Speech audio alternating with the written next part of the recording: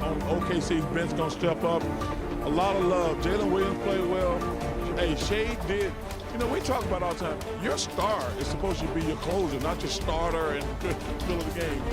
That big three he hit and the travel he got away with, those were the two biggest plays of the game. But I thought the player of the game was Caruso. You know, going into the fourth, it seemed like it was the Pacers' ball game, right? And I feel like in moments like this, it comes down to crucial plays. There were huge missed free throws down the stretch. You talk about back-to-back free throws by Obi Toppin. You talk about live ball turnovers at the top of the key with Tyrese Halliburton. So I think momentum shifted in that fourth quarter. The ball was in SGA's hands because he was, you know, he didn't have to bring it up all game. So let's give it to J-Dub. J-Dub got them there. Caruso kept them there, and SGA took them home. And by the way, Mathurin missed those 3 consecutive free throws as well. Well, it comes down to end-of-game situations. And, you know, OKC did everything right, particularly in the defensive end. There were 3 or 4 possessions defensively as they were making their run and gaining momentum where Indiana got nothing. And this is a team that's a high-powered offense, a team that has executed well throughout the postseason in close games. Indiana was rattled. They were confused. They were out of sorts. So the defense of OKC was stellar. And, of course, you just had SGA down the stretch. I thought Neesmith fouling out, it really hurt them. And Mathurin had to play. He missed those free throws. He also had 2 really bad fouls.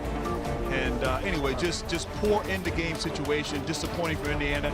And I worry, we talked about who wins game 4 is going to probably or maybe win this thing. How does Indiana emotionally recover from a loss like this when you had the game 1 and you gave it away? And number one, they gave it away. And I thought you saw the difference between all-star guys and really good players and a superstar. Shea brought this thing home. They're like, yo, big fella, bring us home. And bring us home. But it was so frustrating because, Grant, we can say all we want to about Oklahoma City. The Pacers blew this game. Well, you said it best about Siakam. Siakam was still the leading scorer, and I don't think it took a shot in the last 7-8 minutes of the game. He took 1 shot in the entire fourth quarter. It was 0 for 1. But listen, man. And he was hanging out in the corner a lot of times. It drives me crazy when they do that. But let me tell you something, man. This is going to hurt. This game going to hurt the Pacers because they had this game under control. They were playing well. OKC was kind of like, okay, we might be in trouble. And then all of a sudden, they let them get close. Chuck, you know what Big Mo is? Hey. Momentum is a real thing in the playoffs. And I'm telling you, you lose a game like this in front of your home crowd, up 10 going into the fourth quarter. But that's why I said, that's why I felt like whoever won this game tonight was going to win the series. Now they're going to go home, and you know, OKC is a very difficult place to play. They're going to ride that energy. They got to get some more help, though. I will give Coach credit, though. He actually played everybody. Yes. And 8 guys in the first quarter. But I have no idea why he was short in this rotation. Hey, and let's talk about the elephant in the room. Shaq. I mean, he's catching strays. He's off already on vacation. He's not here. You know what? He's still a big elephant. But the lineup changed. That was the team. Even though when they were losing, I said, that's the team I saw all year that I thought would win the title. They started their 2 big guys. He played everybody on the bench. Give the coach credit for saying, I was wrong. It's so hard for coaches because, you know, they don't want to admit they're wrong. He was wrong for changing that starting lineup.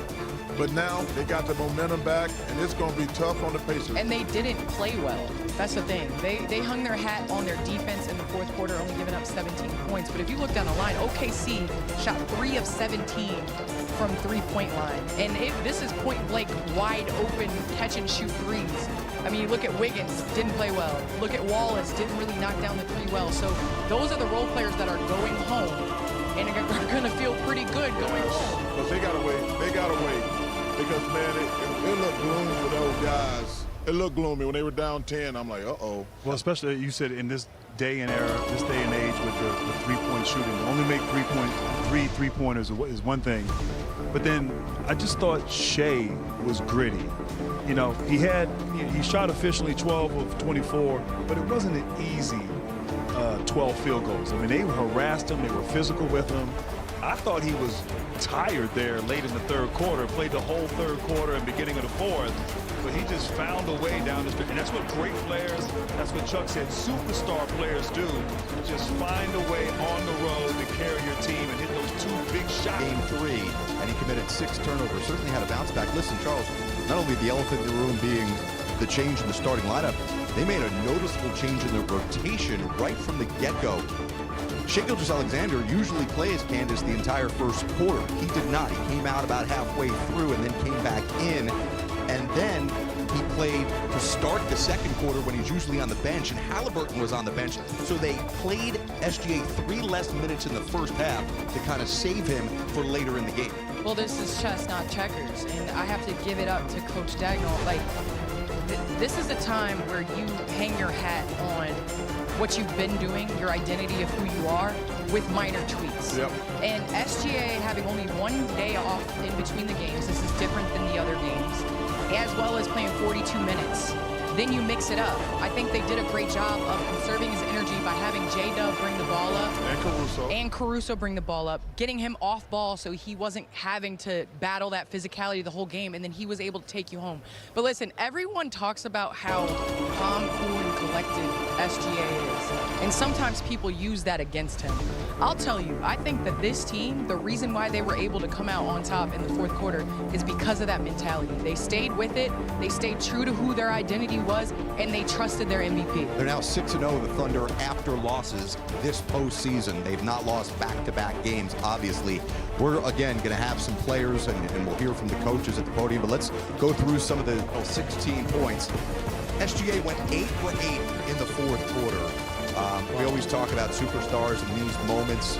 Obviously, it would have put the Thunder on the brink of elimination had they lost this game tonight. So, Charles, what did you see from the regular season MVP tonight? The reason he won MVP, like, he closed tonight. And whether he's tired or he had a bad game last game, he made all the plays down the stretch. And that's what guys are supposed to do. Because that 3 was huge. Then obviously he made the other basket after that. But man, the guy won MVP. He deserved it. But he was fabulous down the stretch. Like I say, I'm going to give some flowers to Jalen Williams, was fantastic. But to me, the difference in the game was Caruso. He kept them in the game with his defense and his energy. That, to me, was the difference. Well, I think you're right with SGA. Not only did he close well, I thought he started the game well. He wasn't hunting his shot. And I think at the end of the first quarter might have had 4 points. Others were getting involved, Jalen Williams as well. So being able to sort of read the game and save your best for the fourth quarter when your team needed it the most. And you're right, Alex Caruso, you look at the numbers, he scored 20 points, but his energy, deflections, steals, just the confidence and the toughness that he brings to the table, you know, it spread. And his impact was huge, and you know, he was great. You know, I think in these situations, the margin for error is very small. You need those little plays, and I understand we're going to talk about SGA bringing them home, but let's give some love